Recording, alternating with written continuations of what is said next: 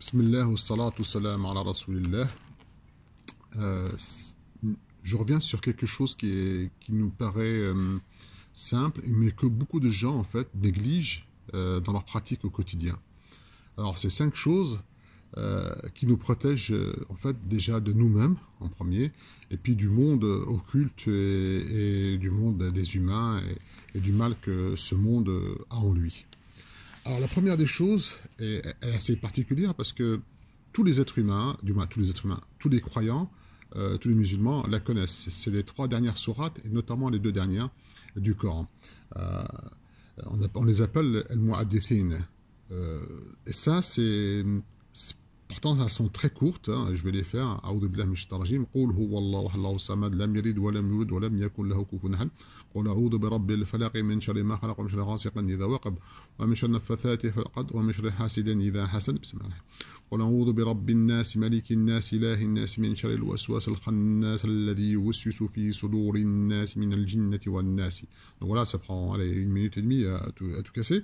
Et donc, le prophète sallallahu alayhi wa sallam, il dit al-mu'addithin, si on les récite le soir et le matin, c'est une protection contre le monde occulte. Donc, il a été ensorcelé, lui, le prophète, et Allah l'a fait descendre sur lui, c'est al-mu'addithin, afin que ces choses, ces 2 sourates, puissent lui permettre d'atteindre la guérison par la même permission d'Allah subhanahu wa ta'ala. Donc ça, c'est la première des choses. Donc, al-mu'addithin, qul huwa Allahu ahad, qul a'udhu bi rabbil falaq wa qul a'udhu bi rabbin nas. Donc là, ça c'est la première. La deuxième, c'est de dire a'udhu bi kalimatillahi tammatin min sharri ma khalaq. Alors, je vais essayer de traduire. Je me mets sous la protection de la parole d'Allah du tout mal qu'il a créé.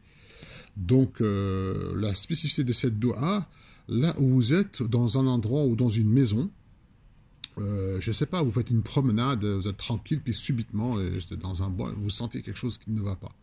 Eh bien, vous dites cette dua. Ou alors, je ne sais pas, vous rentrez dans une maison, avant juste de rentrer dans cette maison, ben vous dites cette dua. On a une perception, souvent on appelle ça, les gens ils appellent 6e sens, ou je ne sais quel sens ça, mais en tout cas, c'est quand vous allez dans un endroit, ou dans un pays, ou dans un endroit où vous vous sentez mal, eh ben, on dit ça, a'udhu bi kalimatillahi tammatin min sharri ma khalaq. Et subhanallah, on est protégé. Vous vous sentez mal et dans toutes les situations qui vous semblent un peu délicates, vous faites cette invocation. Elle vous protège. Le prophète sallallahu alayhi wa sallam a dit, quand une personne descend dans un endroit, donc je répète, ou un pays, qu'il dit cette invocation, rien ni personne ne lui fera du mal. Un homme est venu voir le prophète alayhi sallam, il a dit, Ya Rasulallah, j'ai vu un rêve qu'un scorpion m'a piqué. Donc le rêve, un scorpion, en général, un scorpion, quelque chose qui est du venin, c'est pas très très bon dans le rêve. Le prophète lui retorque, alayhi salatu wassalam, mais si tu avais fait ton invocation, elle ne t'aurait pas fait du mal. Certes, la piqûre ne lui aura pas fait du mal. C'est-à-dire que même s'il avait piqué, la piqûre n'aura pas fait du mal, mais peut-être qu'ils auraient été quand même piqués. Mais le sens, c'est que la piqûre ne lui aura pas fait du mal. Donc le premier c'est dire pour être protégé, c'est qul huwallahu ahad, qul a'udhu bi rabbil falaq wa a'udhu bi rabbin nas. Le deuxième a'udhu bi kalimatillahi tammatin min sharri ma khalaq. Et la troisième, qu'est-ce que c'est réciter 3 fois le matin et le soir avant de dormir. Bismillah alladhi la yadurru ma ismihi shay'un fil ardi wa la fis samaa'i was sami'ul alim. Bismillah alladhi la yadurru ma ismihi shay'un fil ardi wa la fis samaa'i was sami'ul alim. Bismillah, donc le nom, déjà rien que le nom Bismillah, alladhi yadurru ma ismihi, nullement n'est fait avec son nom dans les cieux et dans la terre, et il est celui qui l'entendant, l'omnipotent. Donc donc c'est cette parole-là qui est très importante, hein, ce verset. Bismillah alladhi la yadurru ma ismihi shay'un fil ardi was samaa'i was sami'ul alim. Des fois quand on fait ruqya, et que je dis le ruqya c'est des envoûtements, et quand la personne elle a un démon qui est souvent, il peut être un peu plus puissant que les autres, quand on se met à réciter cette invocation, je peux vous garantir que ça le bouge, hein, c'est le démon dans le cœur de la personne. Il est rapporté qu'un homme, on lui dit, ta maison, elle est en train de prendre le feu. Et l'homme, il dit, c'est pas possible. Et les gens insistent, si, regarde, et la fumée, elle sort de ta maison. Et l'homme il dit non, ce n'est pas possible, ce n'est pas la mienne. J'ai récité ce matin Bismillah Donc en fait, les gens ils ont été étonnés, ils sont allés voir de plus près. Effectivement, c'était la maison du voisin qui avait pris feu. Donc ça c'est la troisième invocation. Il y a une quatrième, elle est un peu plus particulière. Nous avons un ennemi bien évident qui est le diable. Le diable, vous savez, il joue avec nous par ruse. Il nous détourne par ruse. Lui, il ne nous force pas. Allah, dans le Coran, il dit quand tout est fini, quand toutes les choses, la fin est arrivée, il va dire aux gens mais moi, je ne vous ai pas forcé, vous n'avez pas m'en vouloir, vous n'avez qu'à vouloir à vous-même. Je vous ai juste embelli et montré ce que vous avez, vous, envie de faire. Donc, c'est-à-dire que nous, on n'a pas su stopper notre nefs, notre envie, notre passion. Donc, et c'est un ennemi, hein, c'est un ennemi vraiment. Hein. Il a sorti, Allah dit dans le Coran, il a sorti vos parents du paradis. Et à votre avis, comment il leur a sorti? Est-ce qu'il les a pris par la main et les a tirés vers lui, ou est-ce qu'il les a poussés? Non. Faqala lahum, d'abord en premier, il leur a, astaghfirullah, excusez-moi. Fanada lahum, il les a appelés. Nada, c'est quand quelqu'un est loin. Après, faqala lahum, donc quelqu'un il s'est approché, donc il leur parle. Au ba'd, fawaswasa lahum. Après, waswas, c'est l'insoufflement. C'est-à-dire qu'ils ont accepté de s'approcher de lui. Lui, il appelle le shaitan et lui, il ne te force pas. Il n'a pas les moyens de te forcer. Comme il a fait pour les faire sortir du paradis, il a utilisé très simplement la ruse et la roublardise. Il leur a juré qu'il était le meilleur conseiller pour eux. Et il a inversé la réalité. Et c'est une forme de sorcellerie, c'est une forme d'hypnose. Par la parole et le waswas. Les gens qui ont des capacités à hypnotiser les autres, c'est des démons. Il y a vous savez, il y a des démons entre... Allah, dans le Coran, il dit des démons entre... deux types de démons, pardon. Des démons jinn ou ins. Donc, le démon, ce n'est pas spécifique aux jinn. Parmi les êtres humains, il y a des démons. Voilà, ils ont cette capacité de retourner la situation et d'inverser les sens. C'est-à-dire que le bien devient le mal devient bien, et l'être humain, qui est celui qui s'est fait hypnotiser, il ne se rend pas compte. Pour lui, se mettre tout nu devant tout le monde, c'est quelque chose de naturel. Et pourtant, il a rejoint la bestialité, mais il est comme ça. Pour lui, c'est naturel. Et il ne va rien lui demander. Le shaitan, il va dire, mais tu es quelqu'un qui a évolué et qui a atteint un certain degré de compréhension que les autres, ils sont incapables, ils sont intolérants et ils sont toujours dans leurs armes. Donc, il inverse ses sens. Et c'est ce qu'il a fait. Déjà, sa technique, c'est ce qu'il a fait au paradis. Il a dit à Adam et Hawa, nos parents, il leur a dit, pour les faire sortir, il leur a juré qu'il était l'un des meilleurs conseillers et que s'ils mangeaient de l'arbre, ils deviendraient des anges ou des gens où ils resteront éternellement. Alors qu'ils étaient déjà mieux que les gens, ils étaient déjà éternellement au paradis. Mais pour les faire sortir, il a fallu tout un baragouin. Donc il les a hypnotisés, il les a ensorcelés. Et quelle est cette invocation, qui est la quatrième?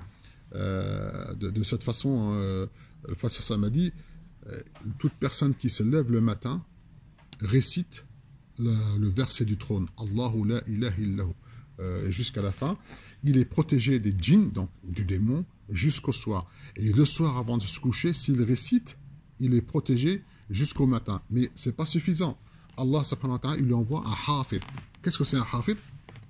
Un hafid, c'est une protection. C'est un ange qui va le protéger, non seulement des djinns, mais de tout ce que le mal peut le toucher. Il est entouré. Donc, les bêtes ou les hommes, il est entouré par cet ange. Le professeur me dit celui qui récite le verset du trône après chaque prière, notamment, sachez qu'on fait quand même 5 prières par jour, c'est très important. Donc si la personne récite le matin dès qu'il se réveille, il est protégé jusqu'au soir, et le soir avant de se coucher, il récite, il est protégé jusqu'au matin, il est hafid, il est donc enveloppé par une protection d'Allah subhanahu wa ta'ala, des démons, des shayatines et les malfaisances des êtres humains ou des bêtes éventuellement. Maintenant, imaginez que la personne, après chaque prière, récite ce verset. Quelle est la conséquence de réciter le verset du trône après chaque salat? Le prophète il dit, celui qui récite le verset du trône après chaque salat, la séparation de lui et du paradis n'est que la mort. Vous imaginez? N'est que la mort, el maut. Donc, c'est très, très, très important de réciter. C'est facile, on a le temps de réciter, hein, ça prend 1 minute, même pas. Donc, de réciter le verset du trône et les conséquences. Le fait de réciter, le fait d'avoir une connotation et d'avoir une voix forte et de réciter, ça a des conséquences sur l'entourage. C'est important. Le prophète sallam faisait le ruqya al-Hassan ou al-Hussein, quand yirqi alayhum, où il demande à Allah la protection. Vous, quand vous avez des enfants, prenez-les, dites Allah, protège-les du mauvais œil, protège-les des démons, des mâles aux femelles, etc. Demandez la protection pour vos enfants, pour vos proches, etc. en récitant ce trône. Donc, récapitulation. Le premier, c'est le mot Adathain. Le deuxième, c'est A'udhu bi kalimatillah tammatin min sharri ma khalaq. Le troisième, c'est Bismillah alladhi yadurru ma'a ismihi shay'un ardu as-samaa'i huwa as-sami'ul 'alim, et etc. Le quatrième, c'est le verset du trône. Et le cinquième, qu'est-ce que c'est pour ces trois paroles, en fait, qui sont légères, mais leur importance, elle est phénoménale. Elle est très phénoménale. Leur importance, c'est elle relie la créature à son créateur. C'est-à-dire que la créature, elle fonctionne qu'à travers le créateur, de la création de la créateur. C'est comme s'il y a une connexion, c'est comme s'il y avait une lumière qui était tout le temps allumée. D'ailleurs, c'est pour ça que Allah subhanahu wa ta'ala, il dit dans le Coran, nous faisons descendre sur vous un wahy yuhali, quelque chose de vivant qui vous fait revivre. Donc, le kafir, celui qui ne croit pas, il va vivre sa vie normale, mais avec ses instincts. Mais la spiritualité, elle est éteinte chez lui. Son cœur, il est fermé, donc il n'y a plus de lumière, il n'y a plus rien qui surgit de chez lui. Pour lui, sa vie, c'est ça, c'est vivre, manger, boire, il va copuler, avoir de l'argent, pas avoir, etc. Toutes les sensations que Allah a placées en lui, mais la spiritualité n'existe pas. Alors que l'autre, non. Le croyant, lui, il est en contact régulier avec son créateur par sa prière, par ses invocations et par ce qu'il a dans le cœur. Subhanahu wa ta'ala. Donc, qu'est-ce que c'est ces trois paroles qui sont importantes? C'est quand la personne sort de chez elle, elle doit dire Bismillahi tawakkaltu ala Allah. Au nom d'Allah, je compte sur Allah. Donc, c'est la première. Wa la hawla wa la quwwata illa billah. La deuxième, wa la hawla. La hawla, on peut traduire ceci par nul mouvement, c'est-à-dire nulle force. Wa la hawla, wa la nul mouvement, nulle puissance que par la volonté d'Allah. Ça, c'est la deuxième. Et la troisième,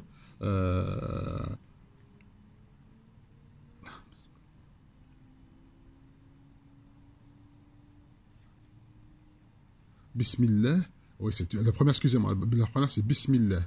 La deuxième c'est Tawakkaltu ala Allah, j'étais vite en besoin. Et la troisième, wa la hawla wa la quwwata illa billah. Donc c'est les trois choses. Bismillah, je répète. Le deuxième, Tawakkaltu ala Allah, wa la hawla wa la quwwata illa. Bismillah, donc au nom d'Allah, donc je sors. La deuxième, Tawakkaltu ala Allah, je compte sur Allah. Wa la hawla wa la quwwata illa billah, je l'ai dit tout à l'heure. Donc tous les anges, il y a une conséquence quand tu dis ça avant de sortir. Tous les anges de la création, il dit Hudita ila sirat al-mustaqim. Certes, tu es guidé dans le chemin vertueux, le chemin bien droit. Wa kufita ma hammak wa ghammak. Et tu es l'insuffisant de tout ce qui t'étouffe et qui te préoccupe, donc les soucis. Wa utita bi hadha al-baraka. Et tu as toutes les barakas que tu mérites. Donc, tous les anges, Jibril alayhi salam, l'archange Jibril a dit, il a demandé à un ange qui tenait le trône, il a dit entre le lobe de son oreille et l'épaule en bas, il y a l'équivalent de 600 années de marche. Donc imaginez, voilà, subhanallah, la grandeur. Et ça, c'est celui parmi les 8 anges qui tient le trône.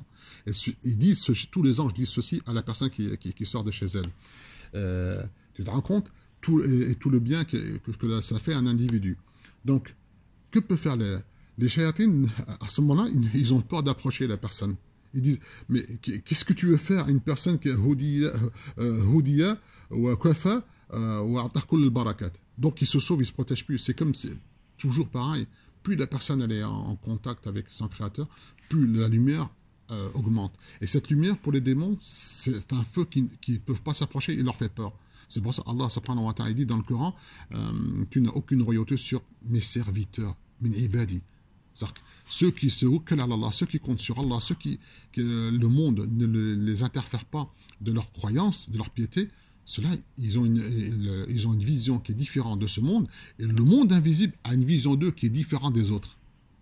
Et ça, c'est important. C'est pour ça, ils n'ont absolument plus aucune peur de quoi que ce soit. La seule peur, c'est comment ils vont rencontrer leur Créateur. Ben écoutez, j'espère que, bon, j'ai un peu bafouillé, mais bon, excusez-moi, je suis pas trop d'habitude. J'espère que ça va vous aider. Si j'ai eu tort, ceci vient de mon œuvre, c'est de moi. Je demande à Allah de me pardonner. Si j'ai raison, c'est Allah. Subhanak Allahumma bihamdik, nashhadu la ilaha illa anta, nastaghfiruka wa atubu ilayk. Assalamu alaikum.